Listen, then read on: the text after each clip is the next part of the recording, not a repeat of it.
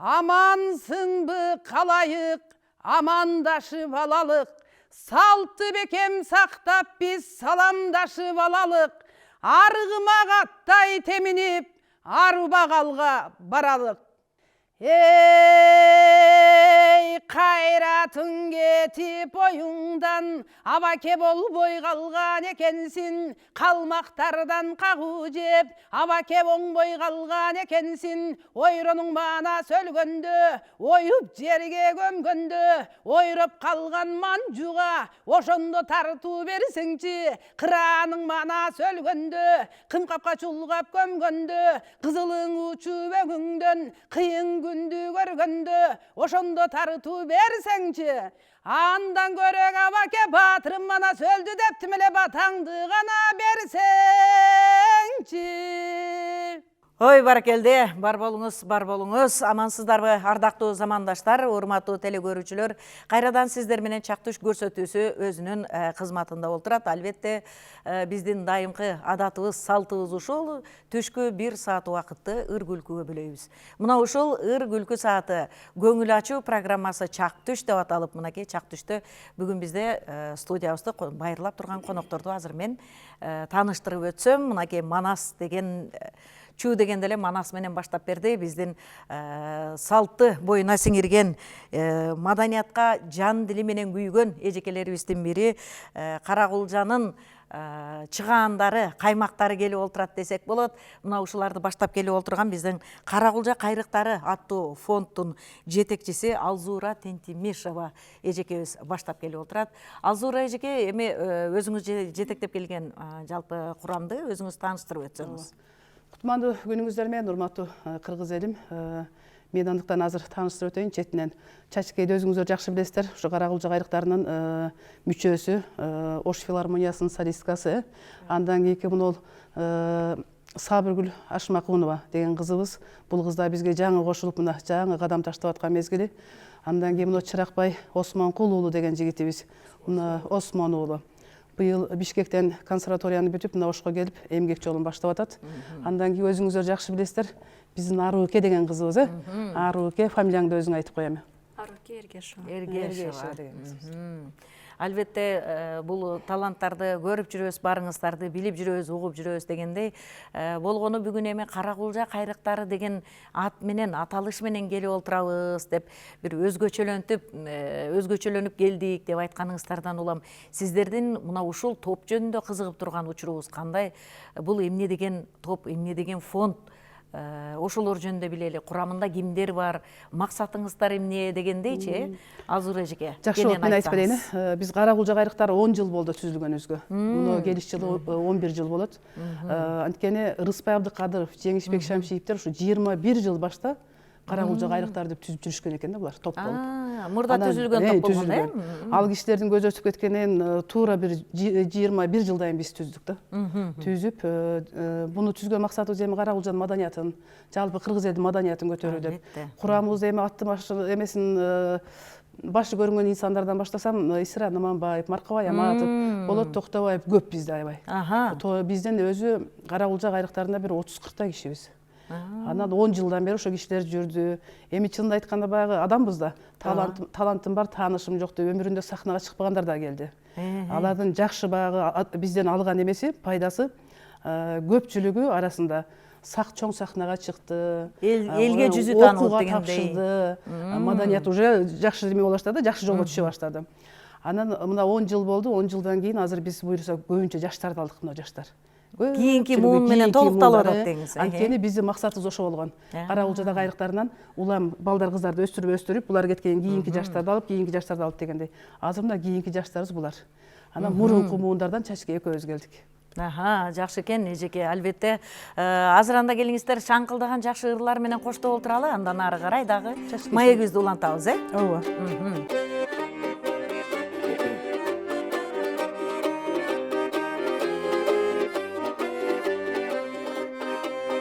Ырдамак биздин салтыбыз, ырыстуу кыргыз калкыбыз, ырдабай кар жашыбыз, ыр менен чыксын даңкыбыз, Gel jigitler gel kızlar gel köngül açalı. Bugün geçti şandan kızığına batalı. Batalı gel jigitler gel kızlar gel köngül açalı. Bugün geçti şandan kızığına batalı.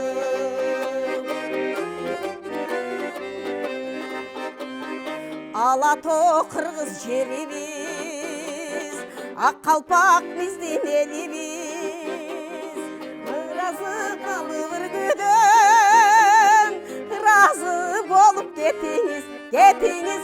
Gel jigitler gel kızlar, gel köngül açalı. Bugün geçti şandan kızığına batalı. Batalı, gel jigitler gel kızlar, gel köngül açalı. Bugün geçti şandan kızığına batalı.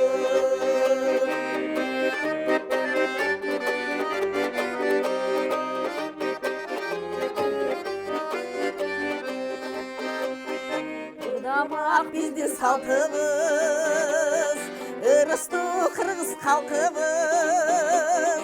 Irmayan yaşımız, hırmenen çıksın dankımız, dankımız.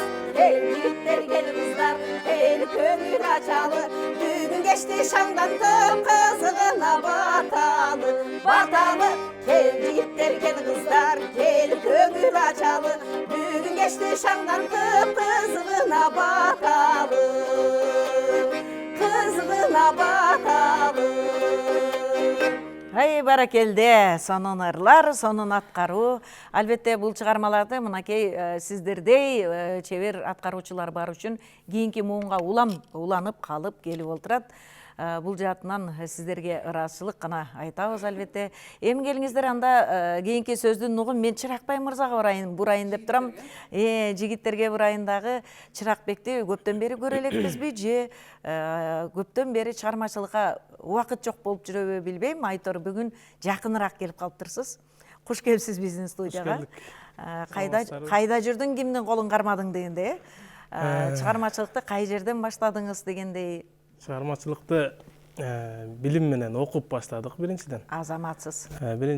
Ош музыкалык окуу жайында окудум бул жерде. Училищеда 4 жыл. Андан кийин Бишкекте болуп, ошол жакта жүрүп калдык. Ошого Оштон сиздердин эфириңиздерден көрүнбөй калдык го. Билим кууп кеткен экенсиз. Ошондой болуп калды. Азаматсыз. Бул чыгармачылыкта менимче бул Каракулжада аккордеон кармабаган мырза болбосо керек. Ырдабаган мырза болбосо керек. Себеби эмнегедир ушундай бир кереметтүү, касиеттүү жер болот Каракулжа деген. Анан эми келиңиз бүгүн ошол Каракулжаны даңазалайлы деп келип олтурасыз. Жакшы ырлар менен уланталы.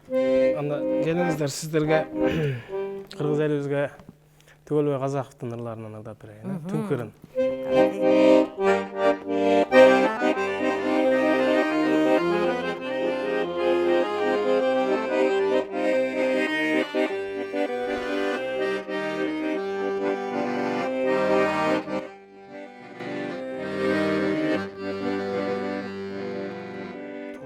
Тыңшап селейип үн катпастан дирилдеткен кусалык тобушумду чертким келди менин да ошол күнү бирок корком албаймын комузумду Жок менин уккум келет башкача үндү жазгырбас жарыгына ишеничтүү Жок менин сезгим келет дүйнөдөгү сагынычтын саргайбас албут күчүн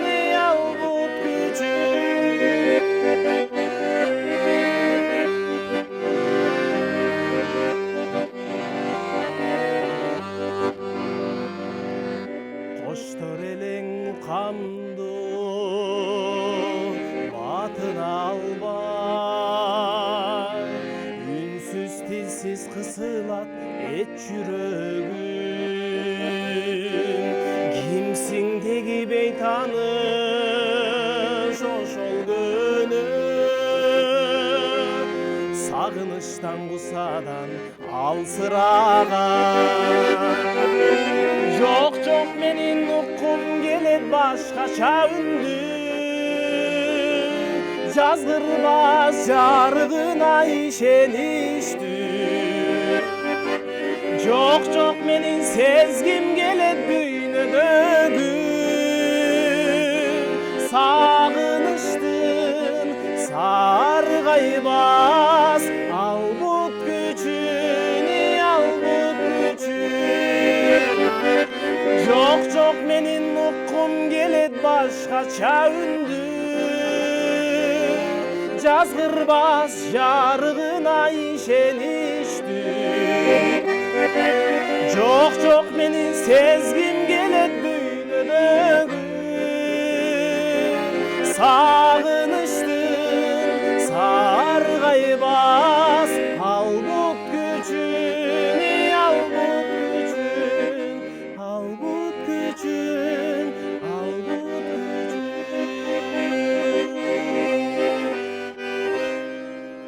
Азаматсыз, бар болуңуз. Эми мында Алзора эжеке айтып калбадыңыз, бул Каракулжа кайрыктары бул бардык чыгармачыл инсандарды колдоо максатыбыз депчи. Анан болгондо дагы жалаң чыгармачыл инсандар, ырдаган, ушундай музыкалык аспаптарда ойногондор же обондуу ырларды ырдагандарбы? Негизинен бир эле багытта кетесиздерби же дагы башка багыттарды да кошо ала жүрөсүзбү? Мисалы дастанчылар болушу мүмкүн, же дагы бир искусствонун башка түрлөрү бар да, кол өнөрчүлөр дегендей, же болбосо чеберлер, же болбосо сүрөтчүлөр. Бул багытта кандай? Ошолор жөнүндө да айта кетсеңиз. Бизде негизи неме, мына 10 жыл болуп атпайбы? Манасчыбыз бар. Анткени биз Сарымерденге мына 10 жылдын эсебинде 4 жолу катыштык. Бишкекте Каракулжа кайрыктарынын концертин берип жүрөбүз. Ош Бишкек, Манасчы бүт тармактан, жанрдан бар. Анан бизде болгон ошол кол өнөрчүлөр, сүрөтчүлөр жок. Башкасынын бардыгы бар да. Бардыгы бар. Анан бир жакшы жери кошсо болсо керек эле. Кошсо болсо керек, анан просто баягы мен аял кишимин да. Аял киши мага түйшүк көбөйүп кетет экен. Азыр мен буларды араң эптеп жүргөн мезгилим да. Ал үчүн дагы мага жардамчы бир 2 киши керек да, үчүн. Аларды алып жүргөнгөчү. Бирок эми бир жакшы жери, сүйүнгөн жерим, баягы учул узгур эмес экен, Каракулжадан аябай укмуштуудай эме жаштар чыгып келе атат да. Азыр эми 1-2 мына көрүп атасыңар. Бишкекте бар, Элчибек деген балабыз бар. Мен айтып жүрөм, мен эмес көптөгөн адамдар ал өзү эле тасыктайт болуш керек. Келечектин болот 1000 жылкыбы деп айтам да. Укмуш эне. Вокал боюнча. Укмуш. Андан башка айта берсем азыр 1 саат түгөнүп калат. Ал үчүн ошонун бардыгын алып келиш керек да. Анан ошо көптөн бери мындай өзүмчө сүйүнгөнүм, баягы учулубуз кур эмес экен, акырын биз менен кеткен менен жаштар келе атат да. Алардан кийинки жаштар үлгү алып дегендейчи. Мына биздин максатыбыз ошо болчу да. Кыргызстан боюнча ошол Каракулжа кайрыктары деп Каракулжадан чыккан таланттар. Каракулжадан чыккан таланттар. Бизде мисалы үчүн мына башы көрүнгөн ырчылар аябай көп. Болот Токтобаев жаштардын көрүп, Болот Токтобаев, мына Алишер бизде, Кайрат Пиринбердиев деген бар, мына Сагыныч деген балабыз чыгып келе атат. Мурункуларын айтсак Сема, эркектерден көбүнчө. Андан кийин кыздарына Элбарчын бар, Марсияна деген бир укмушудай кызыбыз бар эле. Андан кийин бул кыз, андан кийин булар келе атат. Эми акырындык менен булар дагы мына ушундай жакшы ийгиттерди кылып жүрөбүз. Жакшы экен. Анан сиз өзүңүз айтайын дегеним мындай да, Манасты көпчүлүк эле жаштар деп ушинтип айтсак деле болот да. Анча-мынча Манас айтууга бел байлабайт да. Анан сиз өзүңүз баягы аялдардан дагы азыраак кызыгат дегендей. Мен баягы Каракулжа кайрыктарын жетектеп жүргөндөн кийин Сарымерден аркы берек болот да. Анан болгондо эле таппай каласың, Манасчы таппай каласың. Анан акын таппай калсам акын болом. Манасчы таппай калсам Манас болом. Төкмө акындык жайыңыз дагы бар. Ал жагым дагы бар. Анан апыртмачы таппай калсам апыртмачы болом. Ырчы таппай калсам ырчы болом. Көп кырдуу талант аркасынан жүрүп мен көп кырдуу талант болдум да. Анткени неме экен да. Кемтигин толуктайм деп жүрүп. Ошентип жүрүп эле уже мен уже бышып жетиле баштадым да. Булар бар жерде мен ырдабайм, сен ырдагыла дейм. Булар жок болсо, ырчы керек болсо ырдай берем. Эфирлерге барсам деп ошондой болуп калды да. Анан эмне кыласың, жаш ошондой экен да. Анан жакшы бизден эме Манасчы балдар да чыгып келе атат Каракулжадан. Жакшы айтат. Анан ушу кыздардан акырын издеп атам азыр, жашмындай кыздардан. Себебичи эжеке могу акыркы мезгилдерде кийинки муундан ушул Манас айтууда мектеп кезиндегилер айтат экен дагы, бой тарткандан кийин айтпай коюшат экен. Анан ушул дастанчылар аз. Жанагындай улуттук аспаптарды, улуттук мурастарга кирген кыл-кыя, кооз комуз сыяктуу аспаптарды ойногондор азайып кеткен да. Бизде бар. Ушул багытында дагы, демек сиздин баягы курамыңызда жаштар көп экен, ошолорду дагы мындай бир эске ала жүрүшүңүз керек. Бизде бар, ушубуз кур эмес. Немеден дастанчы бар, Чыңгыз деген балабыз бар. Дастанды укмуш айтат. Анан мына кутман айтып жүрөт. Ал бирби ооз комузду болсо биздин Клара укмуш ойнойт. Ооз комузду. Комузчубуз болсо неме? Жаңыл Атабаева. Анан бизде ошондой бир кыякчы эле керек экен. Кыякчы керек экен. Аккордеонду болсо баарды комузду бар четинен ойнойт да билесиң, карабулжалыктарда. Ооба, четинен аккордеонду, комузду шаңкылдатып ойноп, ырдап беришет да. Эми келиңиздер анда дагы бир жакшы чыгарма угалы. Кандай кылабыз? Аруке ырдап берсин. Арукени биз чыган аккордеонист катары билебиз. Буюрса өзгөчө талант деп айтабыз. Бирок мактаганга деле кулагы бышып калды окшойт, Көптөгөн эркек жигиттер Арукенин алдында ойной албайт да. Былтыр Сармерденге барганда Аруке ойноп атат да. Ошондо балдар келип мага шыгырып атат. Тиги кыз укмуш ойнойт экен, анын жанында биз ойноп эле коюшубуз керек экен деп. Мына эмне деген талант. Албетте Арукени баягы канчанчы курс элең? Бизде керемет кайрыктар деген виртуоз музыканттардын конкурсу болду. Ошол кезде мынакей Аруке байгелүү орундалып, бир жакшы өнөрүн көрсөттү. Менимче ушул тушоо кесиби болду окшойт, Андан кийин эле Аруке чыкты да элдин алдына, буюрса. Дагы көптү үмүттөнөбүз. Келе кой анда. Сиздерге Распай атабыздын Койчунун ыры деген чыгармасын ойноп берейин. Сармерденде да ошол чыгарманы ойногом.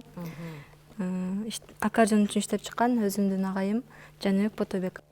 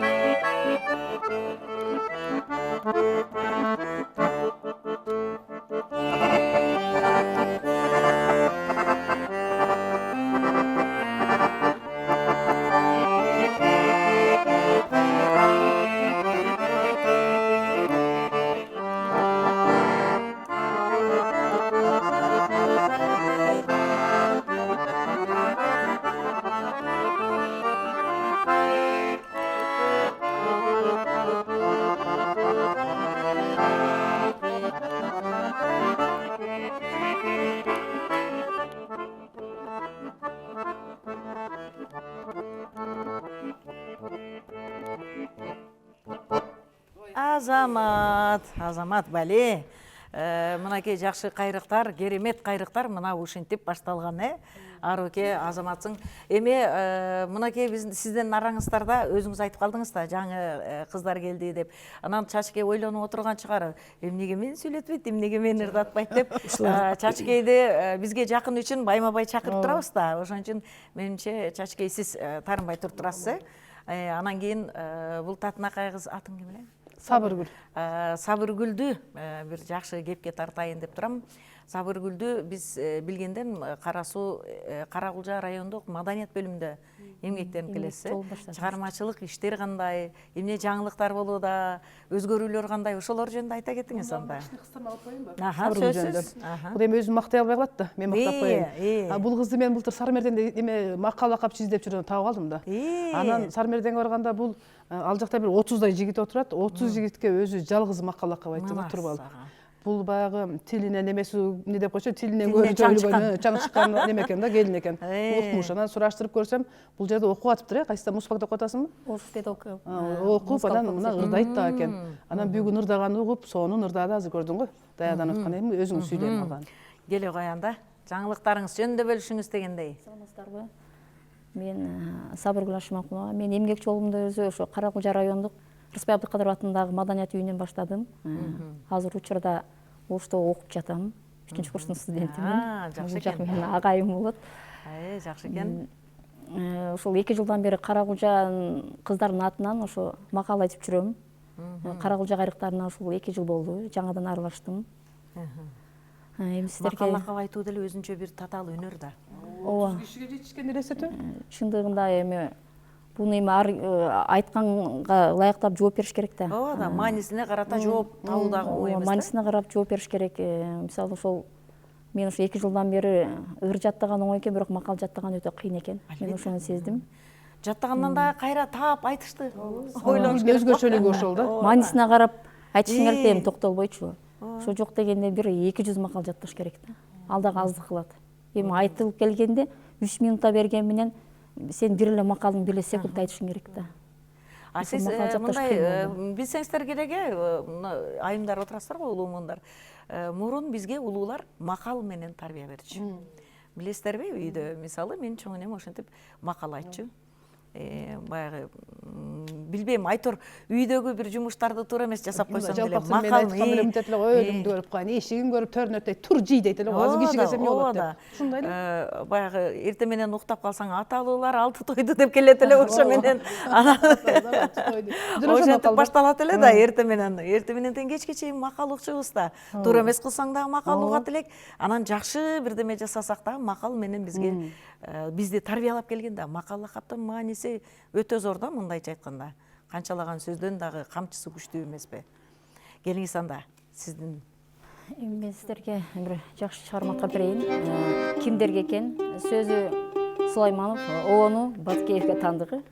Кимдерге экенди аткарып берейин.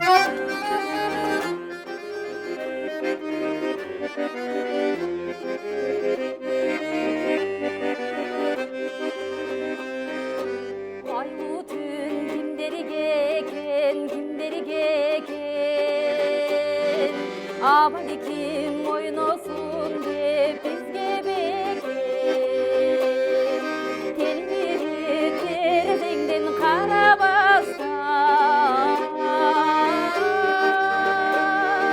суу бойлоп келеличи, келсең черкем, келсең черкем, келсең черкем.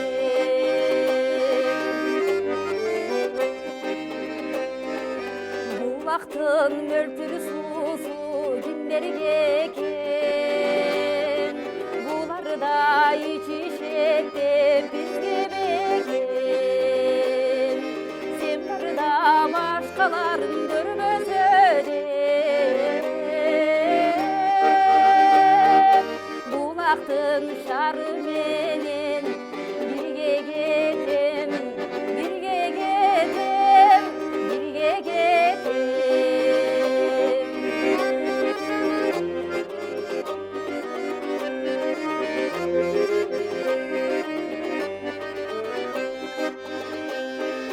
Ömürдүн аккан балы кимдерге экен? Өздөрү ичишет деп бизге бекен. Өтсө күн өмүр өтүп барат байлык, өлмөскө бал ичели. Gelsen içerkem, gelsen içerkem, gelsen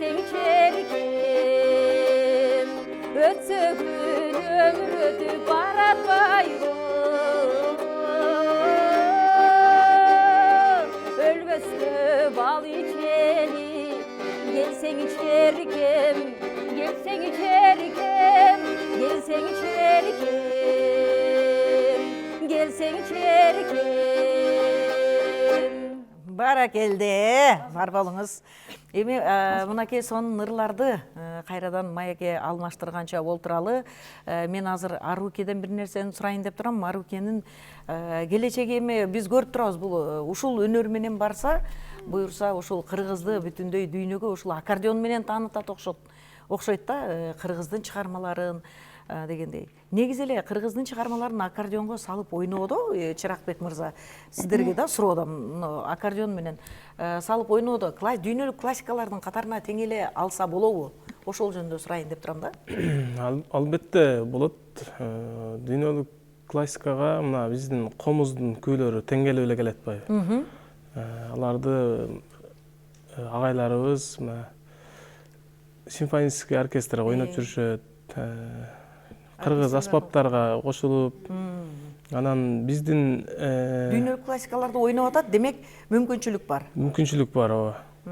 Күйлөрдү ушул аккордеонго чыгарып жазып атышат азыр агайларыбыз, жаштар жазгандары бар. Машботойдо ойногонун көрдүк аккордеондо. Биздин эски агайларыбыздын устаттары бар. Сырдакбек Токтоналиев деген баянист болгон экен. Ошонун бир жакшы бир китеби бар. Жалаң комуз күйлөрүн баянга аккордеонго түшүргөн да. Ошол боюнча мына Миң кыял, сонун күйлөр ошол китепте жазылып калган. Аккордеондон Машботойду, анан Эрке Сарыны ойногондорун көрдүм. Аккордеон керек болсо гитараны кошуп койгондорун көрдүк. Нарындык жигиттердин ойногондорун көрдүк да, гитара менен дагы аябай сонун комуз болуп, аябай сонун коштолуп кеткен да. Демек ушундай нерселерди иштегенге бизде мүмкүнчүлүк бар да. Мүмкүнчүлүк бар да. Сиздечи, Аруке? Бизде деле биздин жана агайыбыз деле ошентип Жолболду Алыбаевдин чыгармаларын иштеп жүрөт. Туулбек Казаков, ошондой эле Рыспай Абдыкадыровдун ырларын аябай көп иштеген. Аларды ойносом элдерден көп мактоо сөздөрүн угам, классика деген сөздөрүнчө. Демек жетсе болот, дүйнөлүк деңгээлге чыкса болот.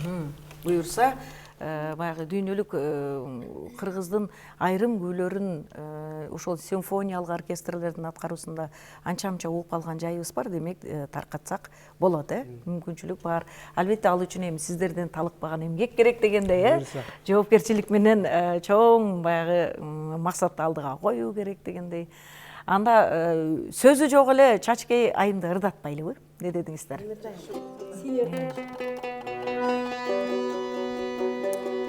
Ар бир жаңылыгын биз менен бөлүшүп турат, ошон үчүн азыр жөн эле ырдаталычы. Өзүбүздүн Жеңишбек агайдын Ойлончу деген чыгармасын ырдатып.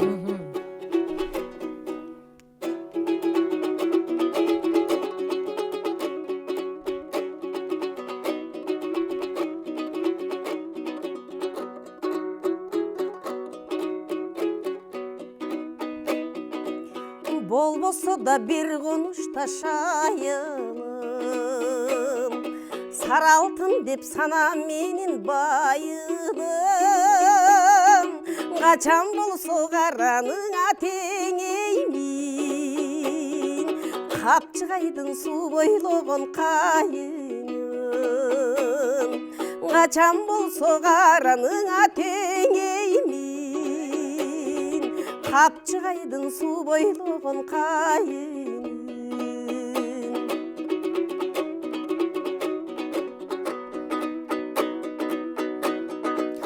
Элестериң эзишти буккылып, эриндериң шилекейди жуткурып. Экөөбүз тең көңүл ачык элденбиз, сүйгүн жаным сүйөр болсоң мыктылып. Экөөбүз тең көңүл ачык элденбиз, сүйгүн жаным сүйөр болсоң мыктылып.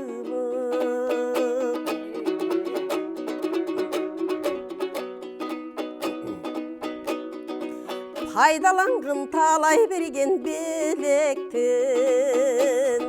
сен дөтөсүң жигит дөтөт сен өпкөн. Өмүр бою солубас күнү болобу, гүлдүр кытат чыгып калса керектен. ойлон алтын бүрі байқо саламы, саржалы бұрақ самсаласа теректен. Баракелде. Азамат Бұл бізде неме алтынай неме баяғы Нұрчолпан деген сықпады ғой, үнітмеле бұлбұлдық міне болған. Ал да біздің қызымыз. Ал жетіген ойнайды. Ал ошондой да өзгөчөлүктөр. Ошондо Карагулжанын кызы. Карагулжанын кызы. Былтыр жетиген ойнап шықпады. Онан биз неме менен да толуктанабыз. Фокусниктерибиз да бар биздин карагулжалыктардын. Ошо бала сен айткандай эле только эле кыякчы керек экен, бизге башка тармак бар экен да бүт. Башка тармак бар экен дегенсиз. Менин оюмча ушул жана айткандай баары бир искусство болуп атпайбы? Искусствоға кошкон салым ошол болуп калат да, жана мен айткандай живописти дагы кошуп, анан кол өнөрчүлүктү, Ошону ойлонбоппуз мына сен айткандай. сүрөтчүлөрдү, ошолорду да өзүнчө бир мындай уюм кылабы же бир башын бириктирип бир коом түзүп койсо, ал жагынан дагы сонун кетчүдөй. Себеби биз кабарыбыз бар да, кол өнөрчүлөр, мыкты кол өнөрчүлөр бар. Карагулжада чеберлери бар. Аларда эми багы райондук маданият үйү бар го, ошолорду түзүш керек да. Ошолор бизге көбүнчө Бишкекте да. Бишкекте биз иштешибиз кыйын болуп калат да. Сиздер Бишкектеби? Биз Бишкектебиз. Анан бизде мына Оштогу мүчөлөрү ушулар да. Көпчүлүгү Бишкекте, Карагулжадан анча-мынча эле. Анан Ошто дегендей. Ошон үчүн мен туура көрүп атам, маданият үйү ошону эмесе болгудай. Эми албетте ал маданият үйүнүн тегерегинде көптөгөн иш-чаралар болот. Ал мамлекеттик деңгээлдеги иш-чаралар болот. Ал жагдайларда өздөрүн көрсөтүп, жанагы керек болсо эл аралык жанагындай экспо көрсөтмөлөргө, көргөзмөлөргө коюлуп жүрүшөт, катышып жүрүшөт. Болгону ошол бир фонд болуп, же болбосо бир түндүктүн астына башын бириктирип койсо, менимче бирикме болобу.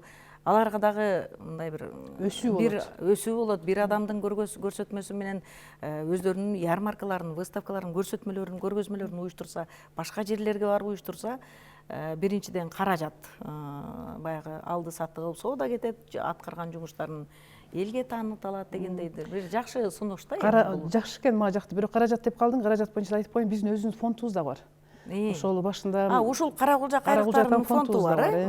Биз ошол түзүлгөн мезгилде бизде Карагулжа деген коомубуз бар. Ал мезгилде ошо Курмантай Абдиев деген агабыз жетектеп турган да. Ошол киши анан Карагулжа коомунун жалпы жамаатынын жардамы менен спонсор болушу, анан кийин биз Бишкекке концерт койгонбуз. Концерт коюп, түшкөн акчадан бир сом акча албай фонддой кылабыз деп фондко салганбыз. Башында бизге эми акыл насаатын айтып жол көрсөтүп турган мага Исират Аманбаев, Маркабай Амат ошол агайларым да, Шайырбек Кадыров деген агаларым бар. Ошол акчадан фонд кылып салып койдук. Эми мисалы бул концерт коем десе, зарыкпайт, ошо акчадан алып туруп эле уюштурат концертти. Бүткөнүнөн ордун коюп коет. Эч кандай мындай кошумча пения сениясы жок элечи. Андан кийин дагы бир экинчи жакшы демеси, мына 10 жылдан бери биз ошондон клип тарттык. Фонддун акчасынан өсүү болсун депчи. Беребиз, ар бирине 3 айда кайра ордуна коет. Ошон үчүн айтайын дегеним, мына өзүнчө коом кылып башын бириктиргенде өсүү көп болот экен. Мисалы үчүн мен жакшы билем, бизге келген балдар көпчүлүгү кээ бирде доону берчи десем, доо каерде эле деген да, бир балабыз жан келгендечи. Ошо балабыз азыр чоң окуу жайда окуп, укмуш музыкант болуп атат. Баягы бирин бири көргөндө өсөт экен да адам. Анан өзүнчө жүрө бергенде баягы эме аракеттенбей коет да. Сиздин өзүңүздүн дагы билимиңиз музыкалык. Мен филармонияда иштеп кеткем да. Анан баягы заман оор болуп кетпедиби? Заман оор болгондон кийин чыгармачылыкты полный таштадым да, анан кийин мен бизнес менен кетип калдым. Бул мындай экен да, Алтынай, мейли кайсы жерге барып акчаны укмуш таап алсаң деле көкүрөгүң жай албайт экен. Туура. Баягы чыгармачылыкчы. Өзүңдүн көксөгөн бир иштен рахат алмайынча. Эми ушу чыгармачылыктан акча таппасам деле акчаны берип эле келейтем канча жылдан бери. Клиптерди тартам, бирок мен мындай жашоодон рахат алып жашап атам да. Эң сонунда. Ошо анан муну чыгармачыл адамдар башка тармакка кеткенде рахат алып жашабайт. Эң жакшы жашоонун рахаты өзүң сүйгөн кесип, өзүң сүйгөн нерсени кылуу да. Өзүң жан дүйнөң сүйгөн жумушту аткаргандагы рахаттан. Класс сүйлөсүн, аябай көп сүйлөйм. Өткөн. Жок, сүйлөй бериңиз эми бүгүн. Аруке ырдап эми. Канакей, Аруке өткөндө ырдаганга агайым уруксат берди деп атты эле. Бүгүн башка ырдан ырдап бересиңби? Жолдошбек Мамажановдун жазым келчиден чыгармасын ырдап берейин.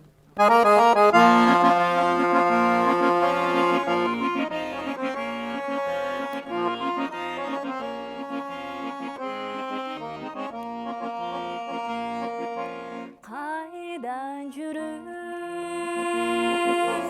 сага кабылдым,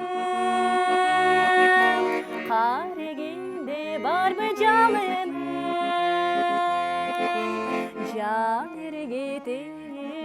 Жумшақ күлгөнүң жарығып атқан таңымды жан ерегетіп жұмшақ күлгөнүң жарығып атқан таңымды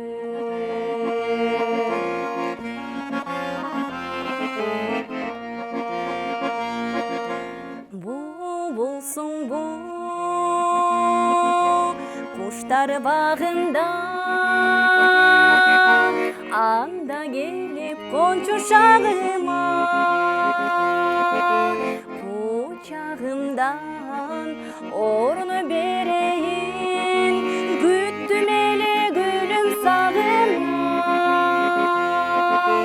құшағымдан орны берейін күттім еле гүлім сағына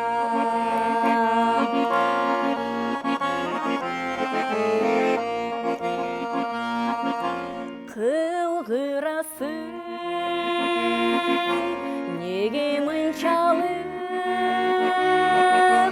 кетпегенден сырдың ұртамын жаз гүлі болсоң жыпарыңды чач жадырасың жаным тынчалып жаз гүлі болсоң жыпарыңды чач жадырасың жаным тынчалып жадырасың жаным тынчалып Баракелде. Буйрса, буйрса. Жаңы баштаптыр. Бул жаатты дагы ала кетсе, өзүнүн жакшынакай назик үнүнө ылайыктуу репертуарларды тандап алса, ого, Аруке айымдын жакшы эле иши жүрүшөт, буйрса. Бирок эң өзгөчөлүгү бул аккордеон. Муну таштабаш керек, чыгармачылыкта. Эң сонун Чыракбек мырза жакшы билсе керек бул жаатында, Анан эми сиздин келечек пландарыңыз жөнүндө да сурап коелу. Кайсыл жакта эми жумушту улантабыз дагы, сизди кайсыл жерден байма-бай көрөбүз? Ошол жөнүндө айтыңыз. Буюрса, мени бияктан эле көрөсүздөр. Оштон, Оштон. Оштон Мен көрөбүз. азыр Ош мамлекеттик педагогикалык университетинде эмгек жолун ошол жактан улантып атам. Быйыл жаңы келдим. Ошол жакта бул студентибиз музыка тармагында музыка кафедрасы бар. Балдарды ошо музыка, аккордеон, спец, комуз, оркестр ошол жаатта эмгектенип атабыз азыр. Чачкей айым, бул баягы жыл аяктап баратат дегендейчи. Бир жылдан берги болуп өткөн иштерге мындай бир жашоо образга адам баласы бир сыйра анализ жүргүзөт да. Мен бул жылда эмне жасадым, эмнелер жасалбай калды дегендей. Ошол жөнүндө кандай максаттар болуп атат, эмне жыйынтык болуптур? Сиз өзүңүздүн жасаган ишиңизге өзүңүз канааттандыңызбы? Ушулар жөнүндө бир оз айтып кетиңизчи. Канааттанганда дагы 2 жолу канааттанып атам. Мынакей. Мен бул жылда эң эле мындай кызыгаарлык сүйүнгөн жерим ушу 46 жашында төрөдүм. Улду болдум. Мынакей. Андан кийин кечеде ушу Каракулжа кыздары менен бир жакшы чыгарма «Каргым келбейт, каргым» деп биздин ушул Жеңиш Султановдун бир чыгармасы бар эле, ошого Зуреже дагы ошого келген. Ошону тарттык ушу кыздар менен. Клип тарттыңыздар. Каргым келбейт, каргым деген. Кыз биригип алып тарттык. Сонун экен го, Бир жаздырдык дегендей. Ошо. Чыгармачылык кечеңизди өткөрдүңүз окшойт, Чыгармачылык кечем өткөрбөдүм. 2023-жылы өткөргөм. Ошо. Жакшы экен. Ал каргым келбейт, каргым деген ырыңыздарды азыр уксак болобу же кандай? Аккордеонго Азыр даяр эмеспиз. Ал эми жазылган. Чогулуп алып клип тартып атасыздар да. Бүттүк. Неме негизи мындай экен, мен айтып коеюн. Мен клип тартканда эле Каракулжа деген клип тарттым биринчичи. Каракулжаны тарткыла десем жаштардын көбү тартпайт экен. Каракулжа деген ырга. Каракулжа деген. Анткени мен тарткандан кийин тарткычагымды балдар сурай берди да, эмнеге тартпайсыңар силер десем, бул клип тартканга билесиңер бир топ акча кетет. Бир 70-80 миң акча кетет, болбоду деген да. Анан эже дейт, буну тарткан менен дейт, аны тартасың Каракулжа кыздар деп тарттыңыз. Сиз нарындын таласын тойуна барып калсаңыз Каракулжа деп ырдай албайсыз да дейт. Андан көрөк мындай ырдаган жакшы деп. Анан айла кеткенде баягы запастагы офицер көбүрөөкчү ошол каражат жагын ойлонуп калса аз жаштар ошентип калды да. Жаштар ошондо акча жагына болуп. Анан айтып атпайбы, той деп бүт эле ушундай болуп калды да. Анан акча кетсин деп турунан баягы запастагы офицер мен клип тарттым. Каракулжа деп. Андан кийин Каракулжа кыздары деп тарттым. Запастагы офицермин деп коем Каракулжа кайрыктарын. Анан аны тарткандан кийин анан кечегине да ошо клип тартсам деп ойлонуп отурсам, баягы бир киши болбойт экен. Баягы мен клип тартканда башында эле көпчүлүк менен тартып ошо үйрөнүп калдым да. Анан кийин кой дедим, Чачке, Клара үчөөбүз тарталы, мына кыздар ойноп берсин аркабызда деп. Анан көпчүлүк жакшы го, кечеге эле ошону тарттык. Тартып бүтүп буйруса жакында көрөсүздөр. Жакшы экен, анда көрөлүк буйруса. Анан ошого келгенче биротоло силерге кирип кетели деп анан келдик да. Ал клип качан бүткөн турат ошондо? Бүтөт буйруса, монтаж болуп атат азыр. Өзүңүз айткандай бир коом түзүп, анан аларды баштап жүрүп, өзү эки кишинин жада калса үй бүлөдөгү балдарыңдын башын бириктирүү кыйын азыркы учурда. Анан чыгармачыл инсандардын болгондо да чыгармачыл инсандар ушунчалык чыргоо болушат. Баары өздөрүнүн мен деген ичиндеги чоң бир эгосу менен жаралган инсандар болот да, буларды башкаруу кыйын. Буларды бириктирүү кыйын. Ошон үчүн мен быйыл кетем дедим.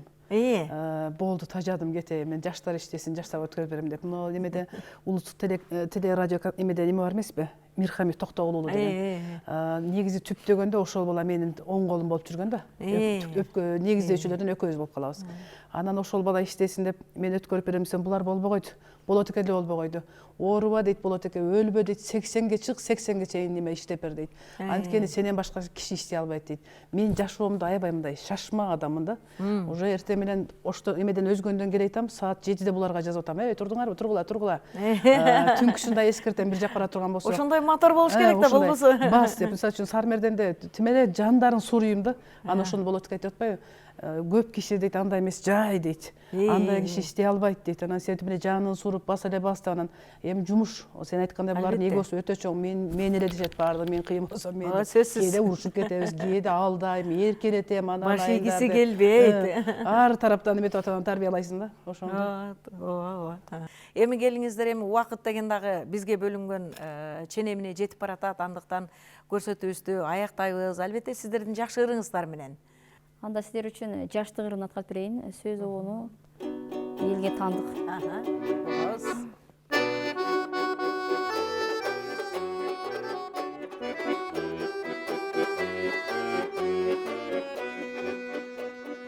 Гүл кайыр гүлүн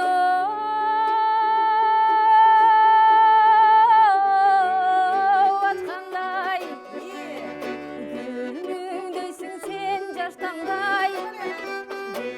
Бир карап койгону, одеги күнүңдө чырак жаккандай. Бир карап койгону, одеги күнүңдө чырак жаккандай.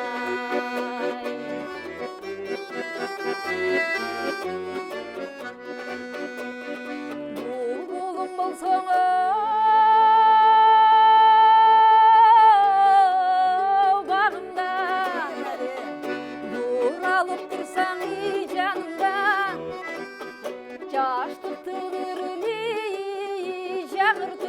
Одеги ырдасак жаштык багында, жаштыктын ырын жагыртып, одеги ырдасак жаштык багында.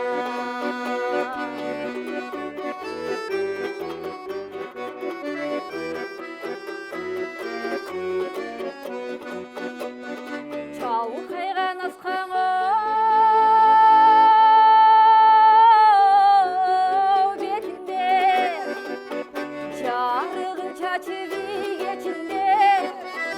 Жагыдан чыккан айгыксып, одеги сулмаң бар сулуң көзүңдө. Жагыдан чыккан айгыксып, одеги сулмаң бар сулуң көзүңдө.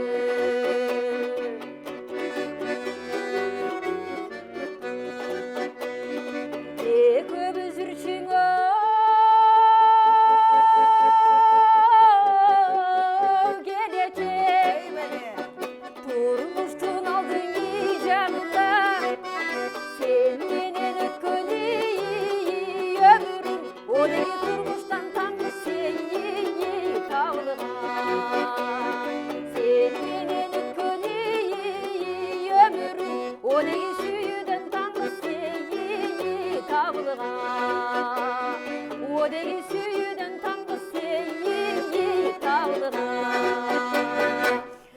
баракелде, бар болуңуздар. Мынакей биздин дайымкы көрөрмандар ушул бир саатты ким ырдайт, кайсыл ырдайт, анан кандай ырдайт деп таразалап олтурушат да. Демек көрөрмандарга жага турган жакшы ырлар болду, жакшы аткаруулар болду деп ишенем. Сиздерге чыгармачылык ийгилик, коомуңуздардын каралжа кайрыктары, фондуңуздардын арышы кенен болсун, өмүрү узун болсун. Баягы жемиштүү иштерди аткара бериңиздер.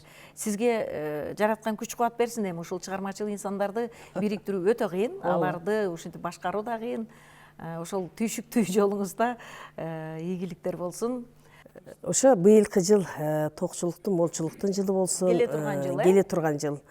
Ар дайым элибиз аман болсун, көргөндөрү сый болсун да, уккандары ыр болсун. Албетте. Заманыбыз тынч болсун. Эң сонун айтканыңыздар келсин. Жаңы жылда жакшы жылдардан болсун. Анын кыргыз элинин ортосунда каракулжа кайрыктары ар дайым алгала өсө берсин. Кыргызстандын маданиятын көтөрө берсин дейм. Эң сонун. Кыргыздын көркөм дүйнөсүн байытууда чарчабастан эмгектене бериңиздер. Анда эмесе, ардактуу замандаштар, ушуну менен көрсөтүү соңуна жетип олтурат.